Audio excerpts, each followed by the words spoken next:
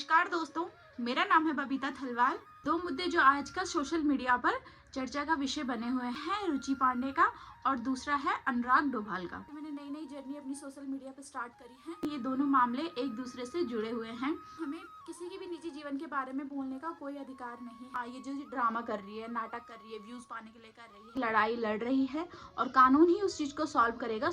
नमस्कार दोस्तों, मेरा नाम है बबीता थलवाल और स्वागत है आपका मेरे YouTube चैनल पे। तो दोस्तों, यूँ तो मैं अपने चैनल पर अपने डेली व्लॉग्स शेयर करती हूँ और अपने डेली व्लॉग्स के माध्यम से आपको अपनी डेली लाइफ जो है वो दिखाती हूँ। लेकिन ये जो वीडियो है ये मेरी डेली व्लॉग्स और डेली रूटीन से हटकर होने वाली है, क्योंकि इस वीडियो में मैं शेयर करने वाली हूँ आपसे उत्तराखंड में जो आजकल चर्चा का विषय बना हुआ है, ऐसे दो मुद्दे। जी हाँ, दो मुद्दे जो आजकल सोशल मीडिया पर चर्चा का विषय बने हुए हैं। एक है रुचि पांडे का और दूसरा है अनुराग डोभाल का। आपने भी सोशल मीडिया पर इन चीज़ों के बारे में देखा होगा, पढ़ा होगा, सुना होगा, लेकिन आज मैं इन चीज़ों के बारे में पहली बार आपसे बात करना चाहती हूँ। वैसे तो ये दोनों मुद्दे एक दूसरे से बिल्कुल अलग हैं।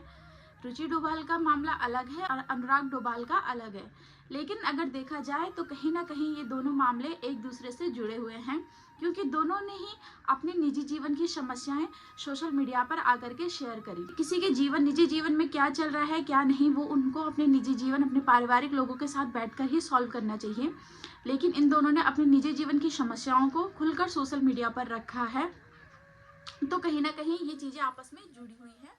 दोनों जो मुद्दे हैं आपस में जुड़े हुए हैं, इसीलिए मैं इन दोनों मुद्दों पे बात करने के लिए आई हूँ। मैं कई दिनों से सोशल मीडिया पे इन दोनों मुद्दे को देख रही हूँ, सुन रही हूँ। मेरे भी मन में आया कि मैं भी इस पर एक वीडियो बनाऊं और अपनी प्रतिक्रिया जो है वो आप सब लोगों के साथ साझा करूं, लेकिन फिर मुझे किसी के निजी जीवन के बारे में बात करना, उनके निजी जीवन में क्या चल रहा है उस पर अपनी राय देना उचित नहीं लगा, क्योंकि क्या सच है क्या झूठ है ये कोई नहीं जानता है। ये वही लोग जानते हैं जिनके जीवन में ये सब चल रहा है, या फिर उनके साथ उनके परिवार वाले ही ये सब कुछ जानते हैं। हमें किसी के भी निजी जीवन के बारे में बोलने का कोई अधिकार नहीं है, मुझे ऐसा लगा।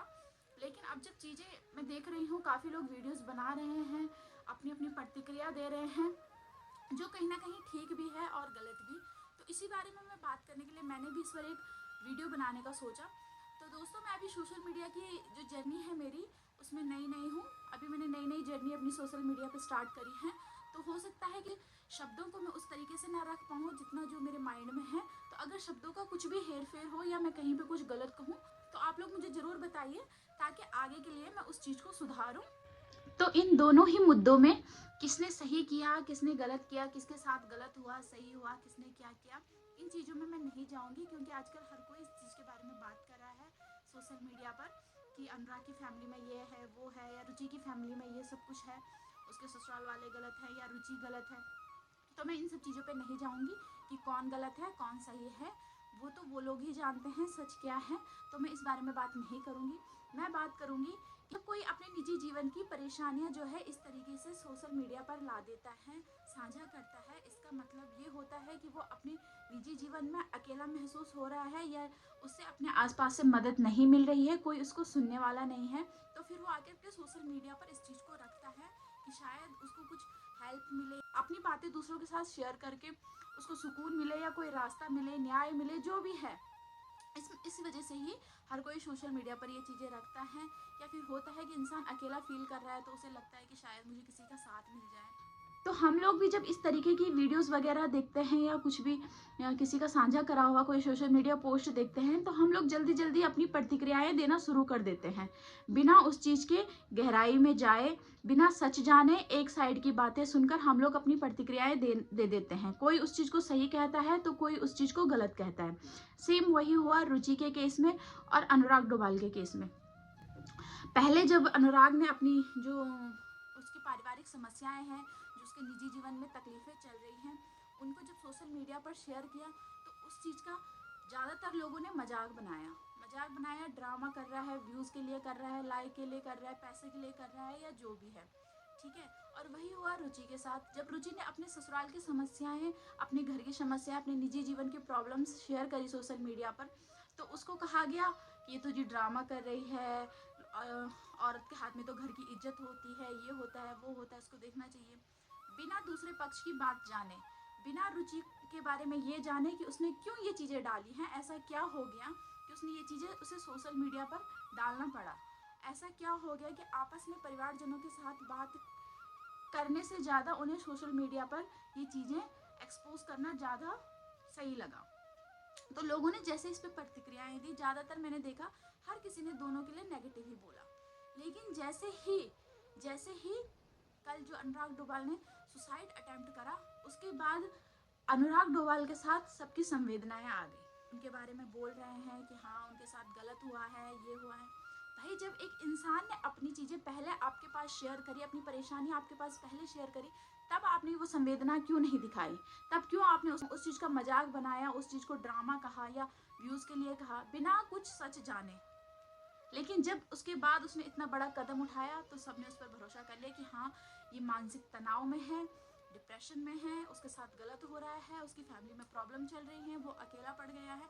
तब जाके वही सेम चीज़ें हुई हैं रुचि के साथ। जब रुचि ने इतना बड़ा कदम उठाया, अपने ससुराल वालों के खिलाफ धरने पे बैठी। मैं ये नहीं कहती कि रुचि सही है और उसके ससुराल वाले गलत हैं, या फिर रुचि गलत है और उसके ससुराल वाले सही हैं। सच क्या है कोई नहीं जानता, लेकिन एकदम अपनी प्रतिक्रिया देना बिल्कुल गलत है। किसी को भी गलत या सही कहना उचित नहीं है, क्योंकि जब आप सोशल मीडिया पर अपनी प्रतिक्रिया देते हो तो उसका सीधा असर होता है सामने वाले की मानसिक स्थिति पर। वही हुआ अनुराग डोभाल की मानसिक स्थिति पर। जो लोगों ने अपनी प्रतिक्रियाएं दी उसका बहुत शायद नेगेटिव वे में असर हुआ, जिसकी वजह से उन्होंने इतना बड़ा कदम उठाया।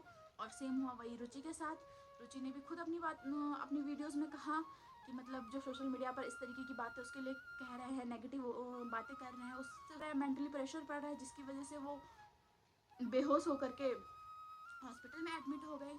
तो उसके बाद भी फिर उसे काफ़ी लोग उसे ट्रोल कर रहे हैं। पहले अनुराग को ट्रोल किया गया, उसके बाद जब अनुराग ने सुसाइड अटेम्प्ट करा तो उसको ट्रोल करना बंद कर दिया। इन सबसे तो यही चीज़ें मतलब जाहिर होती हैं कि अगर आप लोगों को अपनी सच्चाई दिखानी है, किसी को अपनी सच्चाई दिखानी है, बनाएगी जब वो मर जाएगा या मौत के लास्ट स्टेज तक पहुँच जाएगा या मरने की कगार पर आ जाएगा, तभी लोग उसका भरोसा करेंगे। भगवान न करे किसी के साथ कुछ भी गलत हो, रुचि के साथ कुछ गलत हो या अनुराग के साथ कुछ गलत हो, लेकिन अगर रुचि के साथ कुछ ऐसा गलत हुआ होता और उसके बाद ये चीज़ें उसने सोशल मीडिया पे डाली होती तो हम सब लोग उसके सपोर्ट में खड़े होते। लेकिन क्योंकि उस लड़की ने ये चीज़ें पहले डाली, अपने साथ कुछ गलत होने से पहले ये चीज़ें सोशल मीडिया पे डाली, उसको क्या मिला? ट्रोलर्स। उसको मिला कि हाँ ये जो ड्रामा कर रही है, नाटक कर रही है, व्यूज़ पाने के लिए कर रही है, इसके फॉलोवर्स बढ़ गए, ये हो गया वो हो गया करके। अपनी खुशी तो इंसान सोशल मीडिया पर साझा कर सकते हैं, लेकिन अपना दर्द नहीं कर सकते, क्योंकि अगर गलती से किसी ने अपना दर्द सोशल मीडिया पर साझा कर दिया तो लोग उसका मजाक बनाना शुरू कर देते हैं। उसको कोई सीरियस नहीं लेता है। उसके दर्द को सीरियसली तब लिया जाता है जब वो मौत की कगार पर पहुंच जाता है, मरने वाली कंडीशन उसकी हो जाती है। तो इसी बारे में बात करने आई थी कि कभी भी अपनी प्रतिक्रिया देने से पहले हमें कई बार सोचना चाहिए कि सामने वाले की मानसिक स्थिति पर इसका क्या प्रभाव पड़ता है। किसी की भी निजी जीवन की परेशानियां अगर कोई भी सोशल मीडिया पर एकदम से शेयर करता है तो हो सकता है वो मेंटली डिप्रेशन में हो या फिर मेंटली वीक हो, या उसके माइंड में इतना ज़्यादा प्रेशर हो कि वो ये चीज़ें सोशल मीडिया पर व्यक्त कर रहा है। तो इन सब सेंसिटिव मुद्दों पर एकदम अपनी प्रतिक्रिया देने से अच्छा है कि आप चुप ही रहें। इस वीडियो के माध्यम से मैं सिर्फ इतना ही कहना चाहती हूँ कि जब इस तरीके के संवेदनशील जो चीज़ें हैं, अपनी निजी ज़िंदगी की समस्याओं को कोई इस तरीके से सोशल मीडिया पर शेयर करता है, तो आपको दोनों पक्षों को सुनने के बाद ही अपनी प्रतिक्रिया देनी चाहिए।